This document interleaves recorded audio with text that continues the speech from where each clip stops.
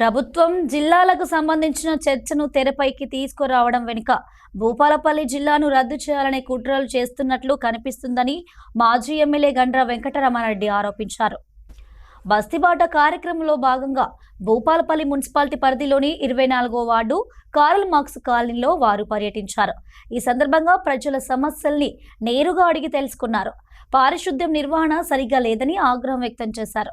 రాబోయే మున్సిపల్ ఎన్నికల నేపథ్యంలో లిస్టుల పేర్లతో ప్రజలను బెదిరించే ప్రయత్నాలు జరుగుతున్నాయని, ఇలాంటి వాటికి ప్రజలు భయపడాల్సిన అవసరం లేదని స్పష్టం చేశారు. స్థానిక ప్రజాప్రతినిధులు ఎప్పుడైనా వాడలు తిరుగుతూ తెలుస్తుంది ప్రజల యొక్క కష్టాలు ఏంది, వారికి ఏ రకమైన ఇబ్బంది ఉన్నది, ఏ రకంగా పరిష్కారం చేయాలి. వాళ్ళకి తీర్చలేదు పాపం. ఎంతసేపు గల్లపెట్ట చదువుకునే తొందరలు ఉన్నారు తప్ప ప్రజా సంక్షేమం చేయాలనే తొందర లేదు వాళ్ళకి. ఈ రోజు మరి ఎన్నికలలో కేసీఆర్ గారు భూపాలపల్లిలో మంచినీటి సమస్య ఎట్లున్నదో మీరు చూచిండ్రు.